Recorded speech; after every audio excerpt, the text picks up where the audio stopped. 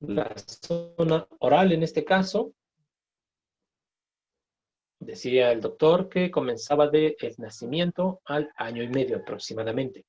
Eh, Coincide en este caso con la etapa de amamantamiento de los bebés. Y decía o explicaba el doctor que en este caso la boca se convierta en la zona erógena en donde se recibe mayor gratificación, porque desde luego, obvio, los bebés se alimentan a través de ahí, e incluso cuando se sienten mal, reducen la tensión precisamente con el acto de morder o de llevarse las cosas a la boca. Aquí vemos algunos ejemplos. Un bebé cuando recibe un objeto lo puede tomar, asir. ¿Qué es lo primero que hace? Se lo lleva a la boca. Lo hace de forma instintiva, porque en este caso lo reconoce o lo trata de reconocer en este caso empleando la boca. Obvio, a través de la leche materna, establecen un vínculo en este caso, obvio, con la madre, y digamos que se convierte en la forma en que cómo conoce al mundo. Y desde luego, cuando no tiene la mamá cerca, lo sustituye con otros objetos, sus dedos, los dedos de sus pies, en fin, lo hace precisamente para reducir la tensión. Levantó la mano Eric Omar, adelante. Es por eso que le compran las mordederas a los bebés y todo eso, profe. Bueno, esa también sería una explicación. En este caso, no sé si, bueno, todos estén sabedores de cómo es la constitución física de una mordedera. Y obvio es plástico y adentro tiene generalmente líquido, agua o gel, precisamente para hacerla obvio más blanda y más placentera en este caso en la boca del bebé. Por eso cuando se le pican las encías, sí, efectivamente, y obvio ya cuando está creciendo un poco más, incluso comienzan a radiar.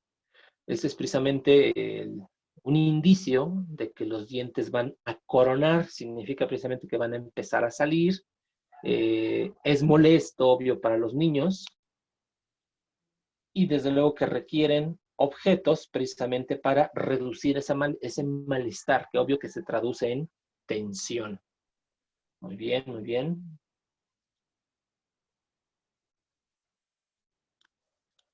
Ahí está, continuamos. Profe, En esta etapa, decía el doctor Freud, que lo conveniente es que la supere precisamente para que vaya a la siguiente etapa. Por lo tanto, el problema o el conflicto que se puede dar en esta etapa es eso llamado destete. Valeria, ¿escuchamos? ¿a qué se refería en la anterior diapositiva que nacimiento a los 18 meses? Ya.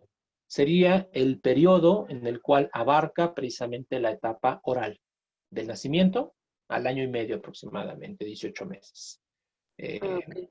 sí, perfecto. Entonces volvemos con el conflicto.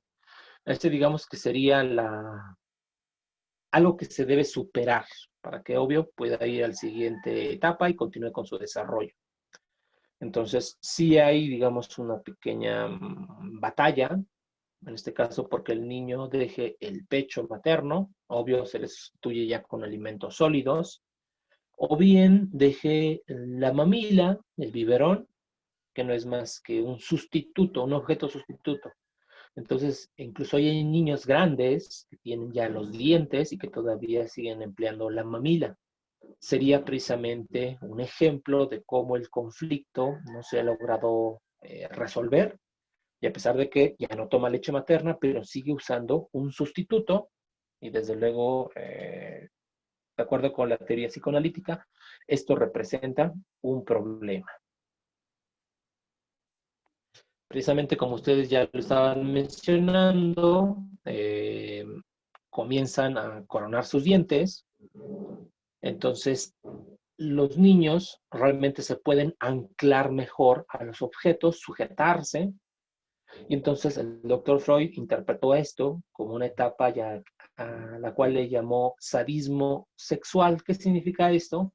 Decía el doctor Freud que los niños sienten placer, en este caso, por morder, por sujetarse, en este caso, de forma agresiva, incluso hasta violenta, con los objetos. Ya háblese del pecho de la madre, puede llegar a morder los dedos o cualquier superficie, obvio, que le parezca llamativa, sencillamente se va a sujetar, la va a morder.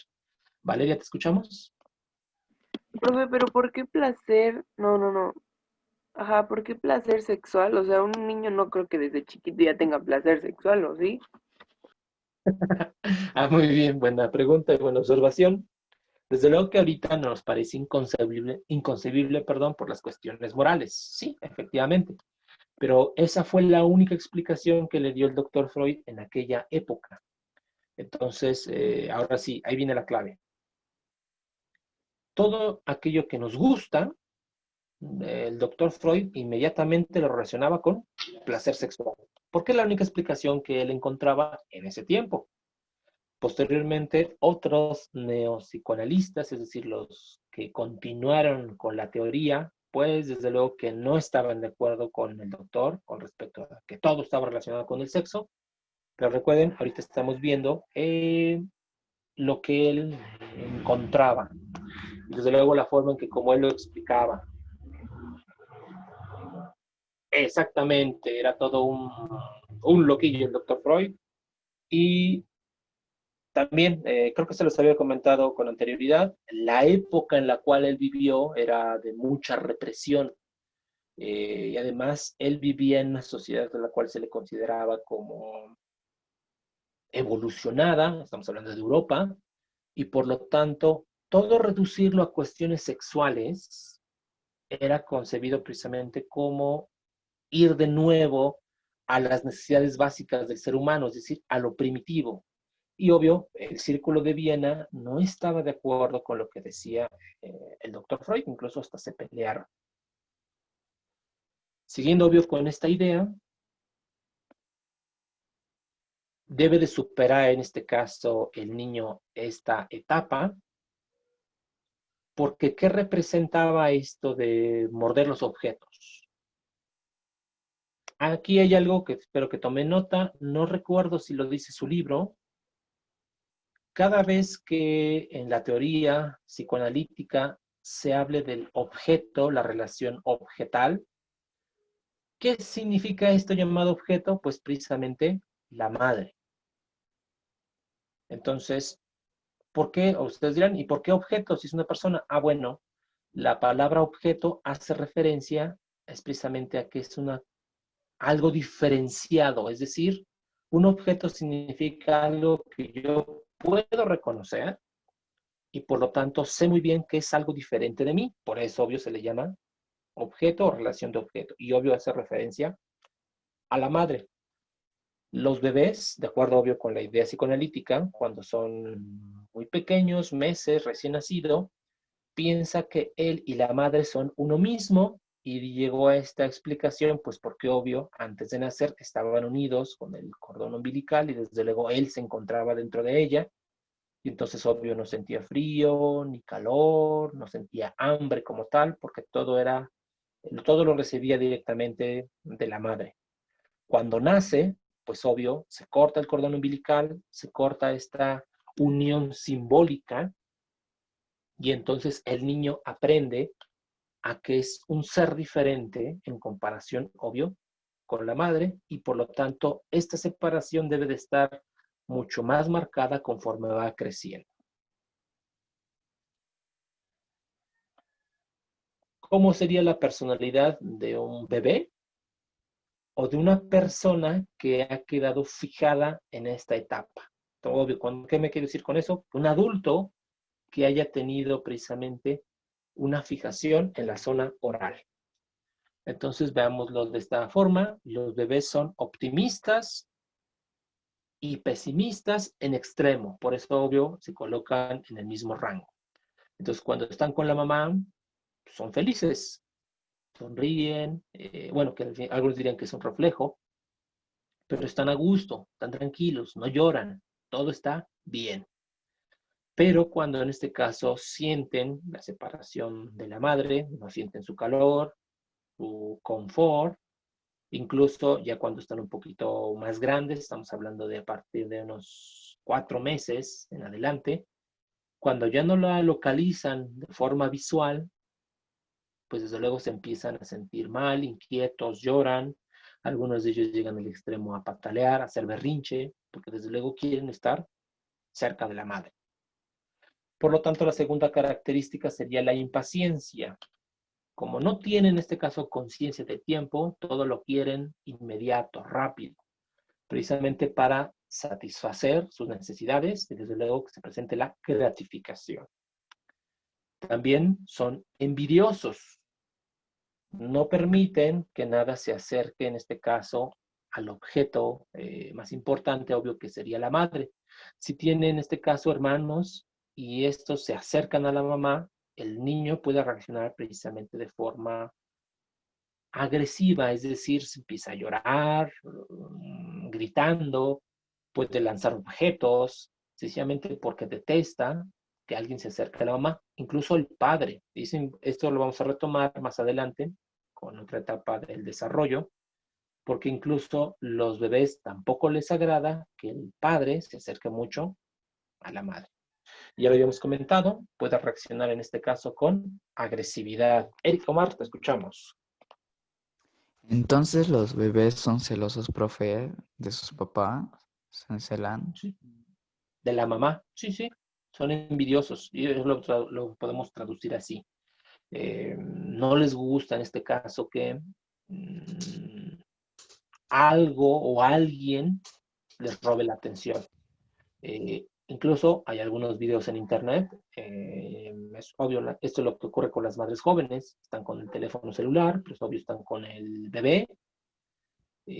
Si en este caso se percatan de que un objeto está robando la atención, no tienen ningún problema en este caso en manotear o en tratar, obvio, de alejar cualquier objeto o persona que interfiera en esta relación. Pueden hacerlo, obvio, manoteando o pueden hacerlo llorando, pero de una forma excesiva. Y desde luego que eso se puede traducir precisamente como agresividad. Valeria, ¿te escuchamos? Profe, ¿y cómo le harán los gemelos? Porque pues ahí se tiene que dividir la atención sí o sí. Interesante pregunta. Y desde luego con gemelos o bien con, ¿cómo le llaman? Partos múltiples, o son varios productos, varios bebés. Entonces, adivina qué, hay una lucha interna entre ellos. Y por lo regular, uno es el que predomina. E incluso hablando de gemelos idénticos, uno es ligeramente más grande que el otro. ¿Qué significa? Que este recibió más atención, más alimentación y por lo tanto se desarrolló más en comparación con el otro. Entonces, a pesar, repito, a pesar de que sean gemelos idénticos, uno es más grande. Eso significa que él predominó en la relación siendo bebés.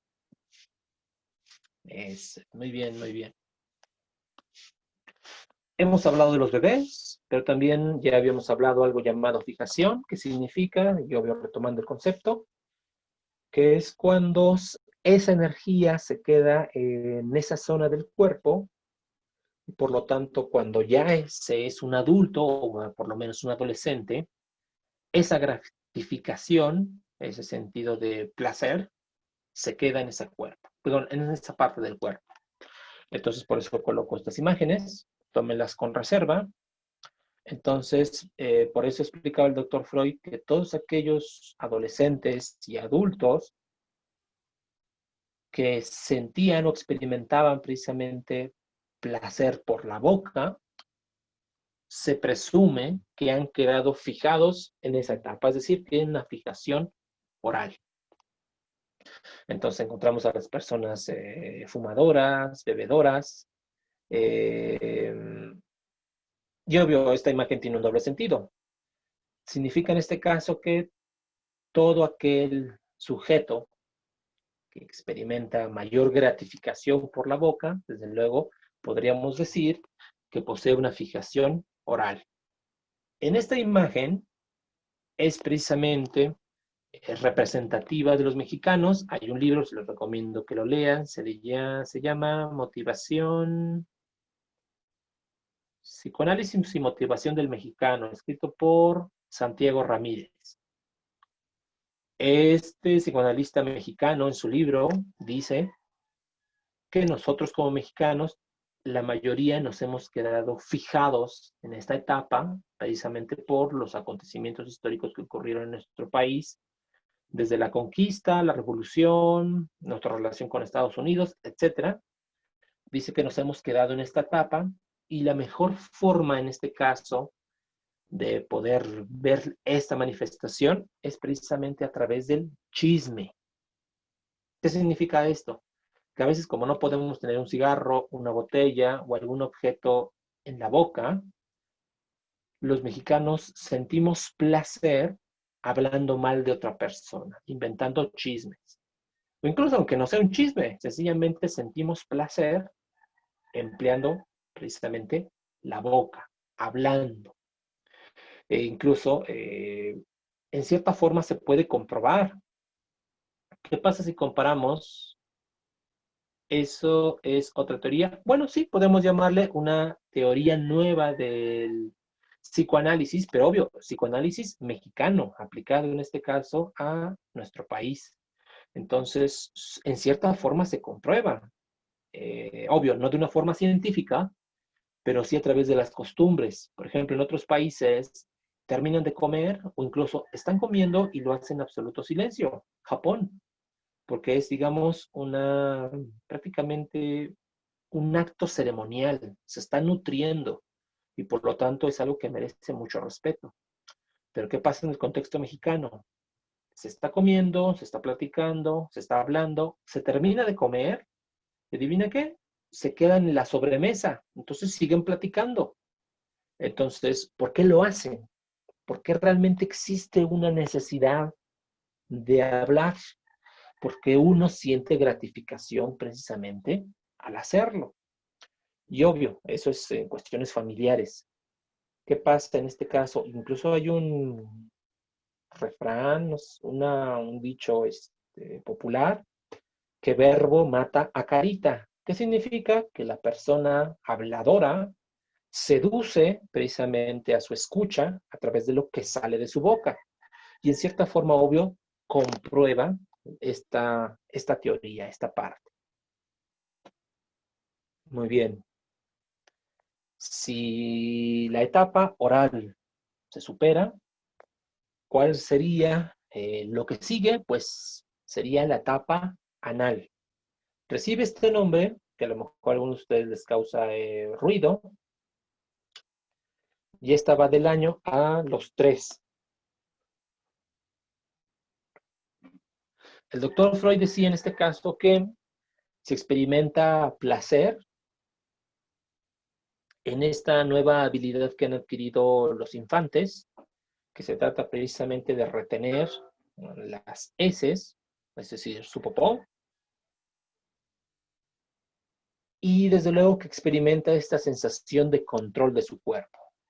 Entonces, un niño ya puede, bueno, en esta etapa debería, o al menos aprender a controlar los famosos esfínteres, su orina, sus heces fecales, y entonces, obvio, ya cuando llega al baño, las expulsa y entonces experimenta esta gratificación.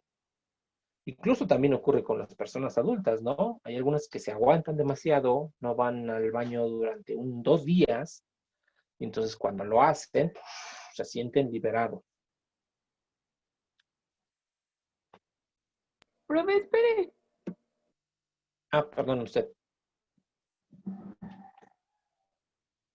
Ahí me dices.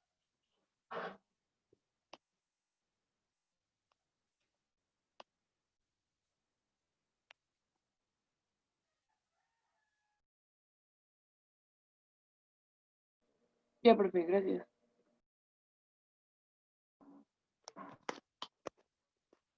Por lo tanto, ¿cuál sería el conflicto o el problema precisamente a afrontar y resolver durante esta etapa? Pues precisamente el entrenamiento para poder ir al baño. A lo mejor ustedes no lo recuerden en su época, cuando eran pequeños, pero realmente esto es un logro para los menores.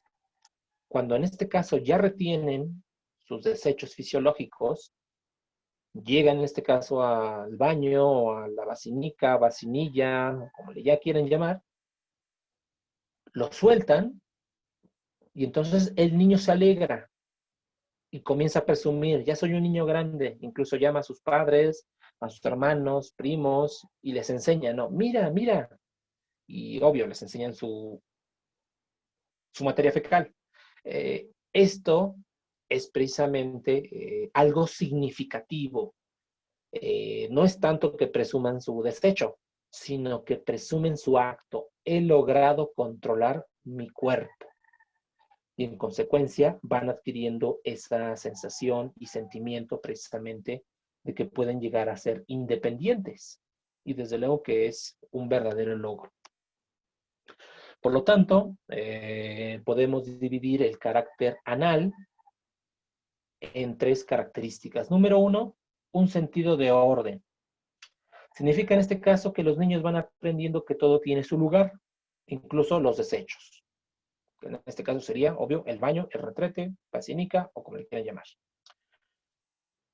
La segunda sería precisamente eso llamado parsimonía, que es el sentido de calma y tranquilidad.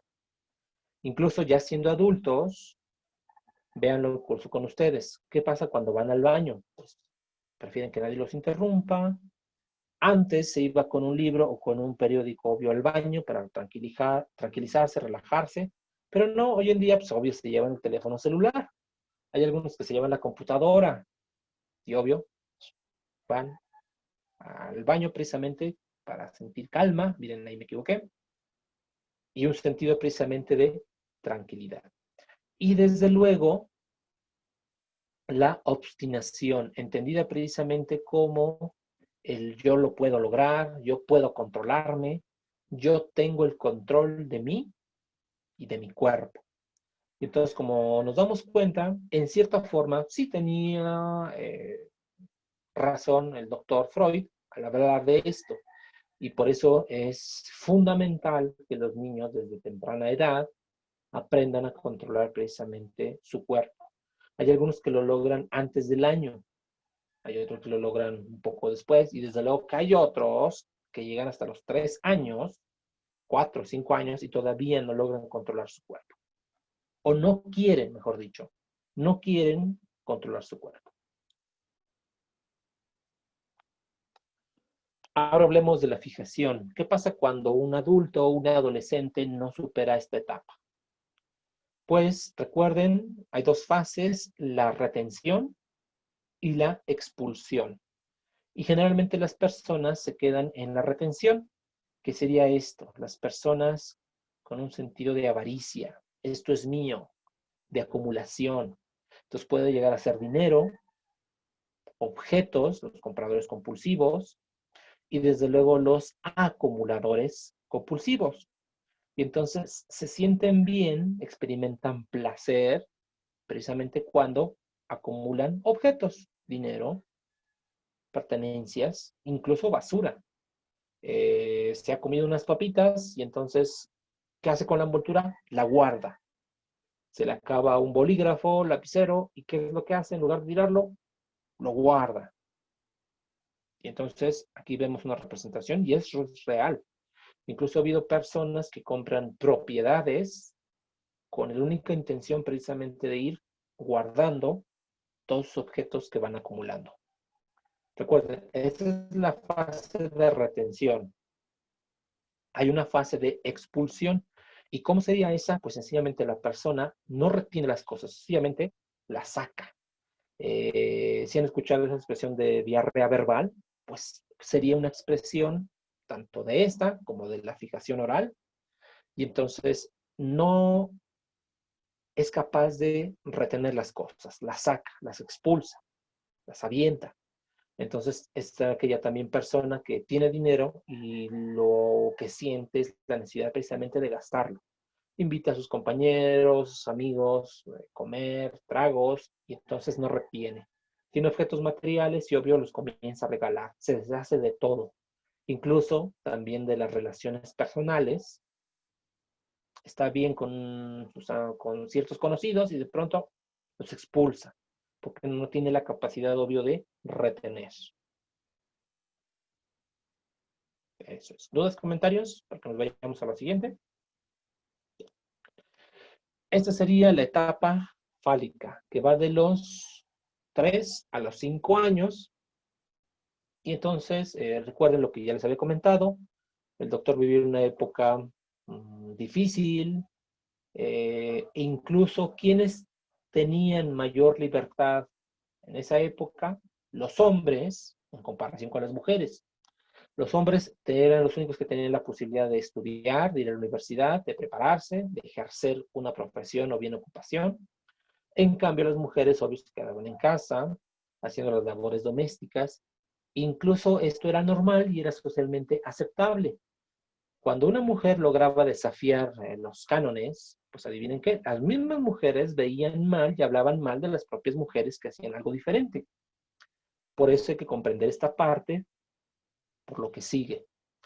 Por lo tanto, en esta época, el órgano más importante y obvio que lograba diferenciar los hombres de las mujeres, pues es sencillamente el pene, al cual tiene otro nombre, falo, y por lo tanto sí existía una superioridad entre hombres y mujeres.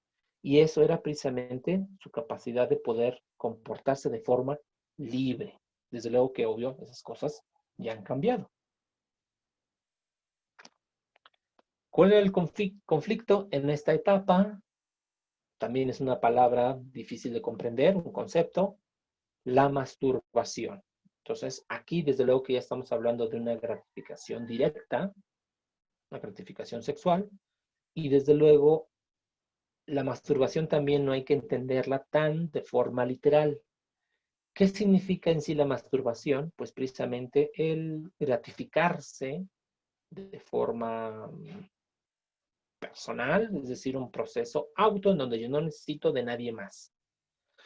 Vamos a rescatar este concepto para que podamos comprender. Entonces, es causarme gratificación a mí mismo, para que, obvio, no nos metemos en cosas conflictivas y nos cause problemas en la mente.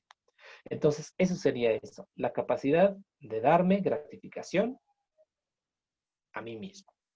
Y obvio, esto se traduce en el conflicto de Edipo y en el conflicto de Electra. El conflicto de Edipo lo desarrolló Sigmund Freud, el complejo de Electra lo desarrollaron los neopsicoanalistas. Ahorita vamos a explicar cada uno de ellos. Obvio, como la etapa fálica le da la importancia al pene, en este caso explica mucho mejor el comportamiento de los hombres. Y entonces el doctor decía que el hombre debe de desarrollarse, pues no solamente de forma física, sino de forma mental, psicológica.